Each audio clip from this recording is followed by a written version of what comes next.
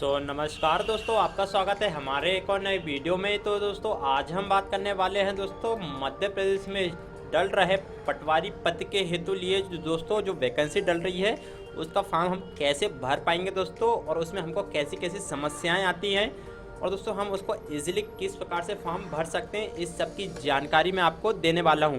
क्या क्या गलती उसमें नहीं करना है दोस्तों, क्या सावधानी हमको उसमें बरतना है, इस सब की जानकारी मैं आपको इस वीडियो में दूंगा। तो दोस्तों वीडियो में यदि आप नए हैं तो वीडियो को एक लाइक कर देना, चैनल पर नए हो दोस्तों तो चैनल को सब्सक्राइब कर लेना। चलिए दोस्तों आज की इस वीडियो को शुरू करते हैं। तो दोस्तों सबसे पहले हमें क्या कर लेना है कि दोस्तों सबसे पहले हमें अपना जो रजिस्ट्रेशन है सबसे पहले कंप्लीट कर लेना है। दोस्तों रजिस्ट्रेशन कैसे करना है मैंने इसके ऊपर वीडियो ऑलरेडी ग्रुप में डाल चुका हूँ, अपने यूट्यूब चैनल में डाल चुका हूँ, आप उसे देख सकते हैं। ठीक है, तो दोस्तों रजिस्ट्रेशन कंप्लीट करने के बाद दोस्तों हमें क्या करना है कि हमें ये सेकंड वाले ऑप्शन में आ जाना है। तो दोस्तों सबसे पहले हम इसको पढ़ लेते हैं। समूह 2 उप समूह 4 सहायक सम परीक्षक एवं समकक्ष पदों की सीधी एवं बैकलॉग भर्ती तथा पटवारी पदों हेतु संयुक्त भर्ती परीक्षा 2022। ठीक है दोस्तों, और यहाँ पे नीचे दिया गया है आवेदन पत्र। तो दोस्तों ये आवेदन करने की जो तिथि है 5 जनवरी से इसके आवेदन जो है वो प्रारंभ हो चुके हैं। ठीक है, और इसकी जो अंतिम तिथि है दोस्तों 19 जनवरी 2023 है। ठीक है, और बाकी आपको इसके बारे में अच्छे से जानकारी लेना है तो आप यहाँ से PDF जहाँ से आप ओपन कर सकते हैं, रेड कलर का जो PDF का ऑप्शन है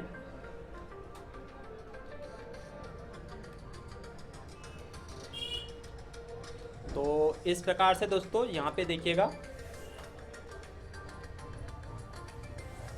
तो दोस्तों पटवारी की जितनी भी वैकेंसी हैं दोस्तों, किस किस पद में हैं दोस्तों, उसके बारे में संपूर्ण जानकारी आपको इस PDF के ज़रिए आपको प्राप्त हो जाएगी। ठीक है, यहाँ पे ऊपर साफ साफ आपको शुद्ध हिंदी में दिया गया है कि मध्य प्रदेश कर्मचारी चयन मंडल द्वारा ये भर्ती कराई जा रही है। ठीक है, और ये वैकेंसी की जितनी भी जानकारी है दोस्तों, किस किस पद में जहाँ पे आपको वैकेंसी दी गई है, इस सब की जानकारी भी आपको जहाँ पे हिंदी में दी गई है। और इसके साथ साथ दोस्तों आपको जहाँ पे बताया गया है कि आवेदन की तिथि कब से उसका फॉर्म भराना प्रारंभ हो रहा है। ठीक है, इसमें हम संशोधन कब तक के कर सकते हैं और उसकी लास्ट डेट कब से चालू है, और परीक्षा की जो दिनांक है दोस्तों यहाँ पे बताया गया कि 15/3/2023 से इसका जो पेपर है वो चालू हो जाएगा। और परीक्षा शुल्क की हम यदि बात करें दोस्तों तो जहाँ पे अनारक्षित अभ्यर्थी मतलब जो जनरल कैटेगरी के कैंडिडेट होते हैं उन लोगों के लिए 500 रुपये जहाँ पे फीस निर्धारित की गई है। और इसके बाद दोस्तों जहाँ पे 250 रुपये जो लग रहे हैं तो जो दोस्तों ये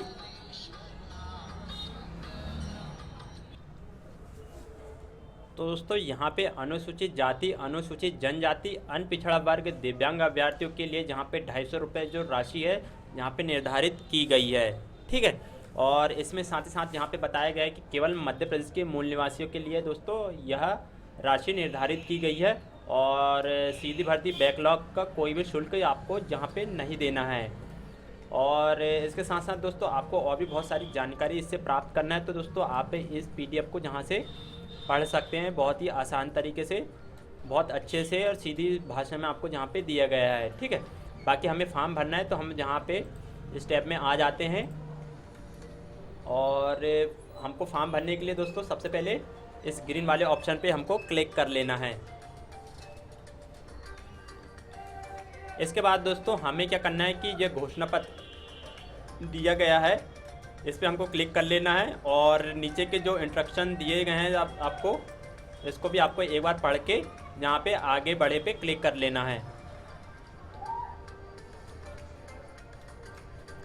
इतना करने के बाद दोस्तों हमें क्या करना है कि यहाँ पे आपका जो पंजीकरण क्रमांक है, जहाँ पे आपका पंजीकरण क्रमांक पूछ रहा है, और आपकी जो डेट ऑफ बर्थ है, जो भी आपने आपका जो रजिस्ट्रेशन कंप्लीट कर ली है वो आपको यहाँ पे डालना, रजिस्ट्रेशन क्रमांक और आपकी डेट ऑफ बर्थ। और नीचे दोस्तों आपका जो कैप्चर है आपको कैप्चर फिलअप करके जहाँ पे सत्यापित कर आगे बढ़े पे क्लिक कर लेना है।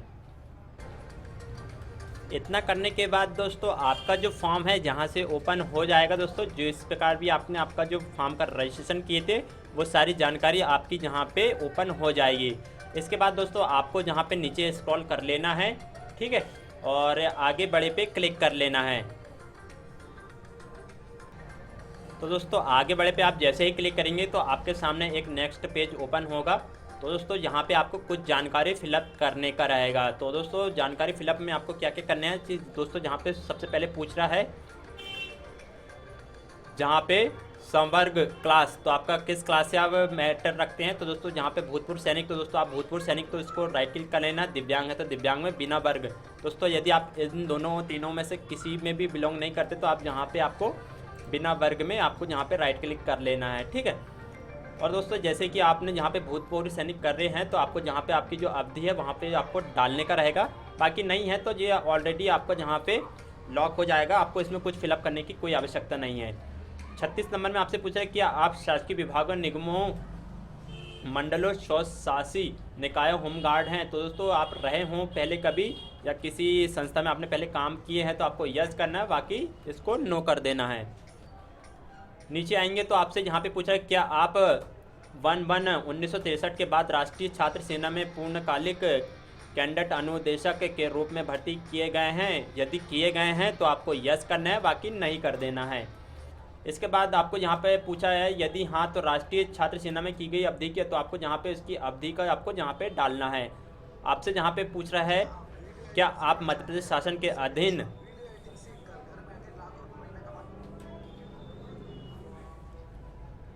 छटनी शुदा कर्मचारी हैं।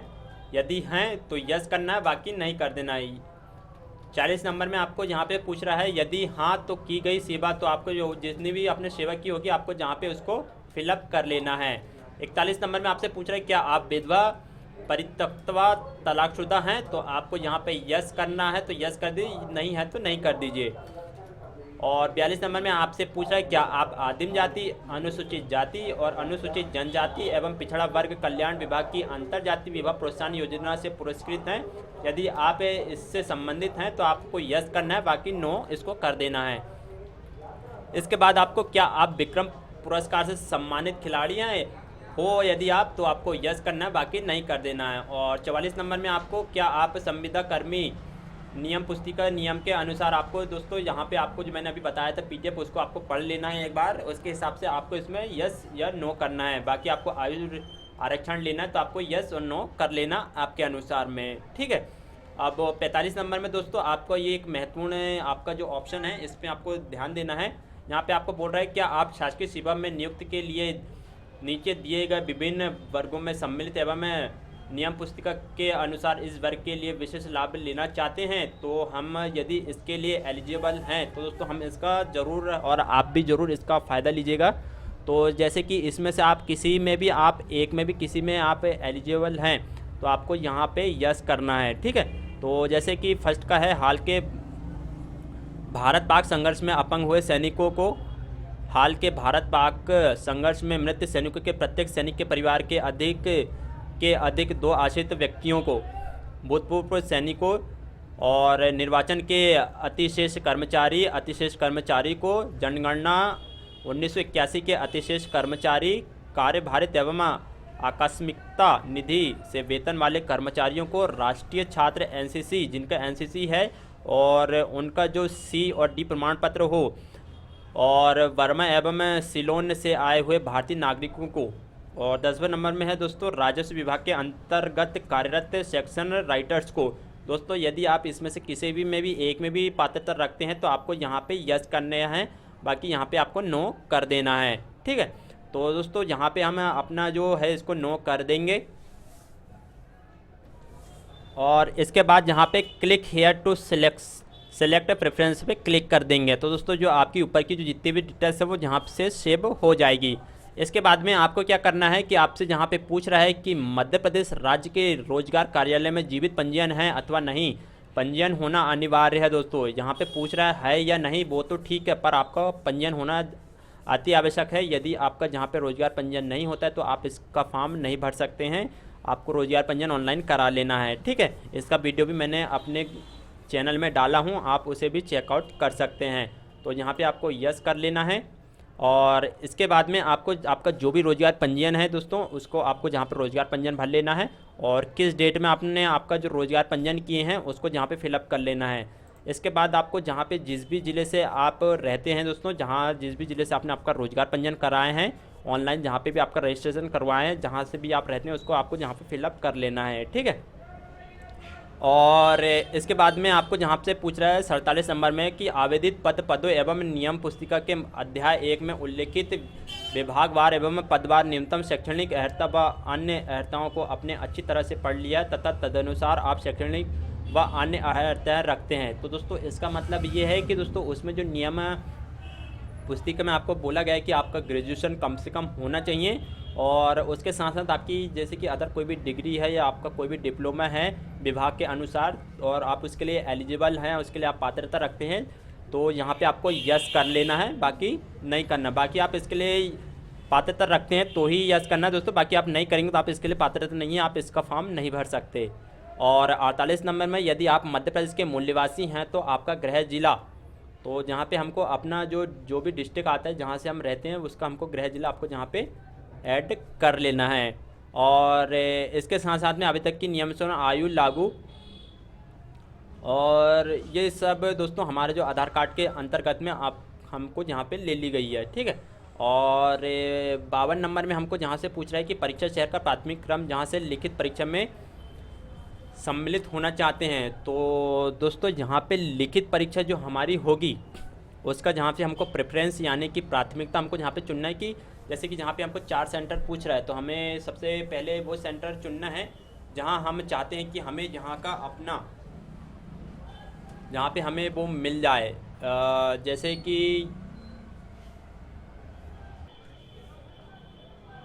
कि हम छिंदवाड़ा से बिलोंग करते हैं तो सबसे पहले हम चाहेंगे कि हमें छिंदवाड़ा में दिया जाए, ठीक है। इसके बाद में सेकंड नंबर में आप जो भी चाहते हैं आप उसको जहाँ पे फिलअप कर सकते हैं, ठीक है।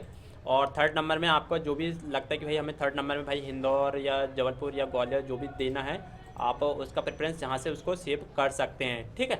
इतना जहाँ से कर लेना है दोस्तों। बाकी दोस्तों यहाँ से सबसे पहले जैसे कि आप जहाँ से ऊपर आएंगे तो जहाँ से आपको फॉर्म फिलअप करना है तो ये सारे ऑप्शन आपको पहले यस नो पे क्लिक कर लेना है, ठीक है, ये वाले ऑप्शंस को। और जहाँ पे click here to select preference पे जहाँ पे आपको क्लिक कर लेना है।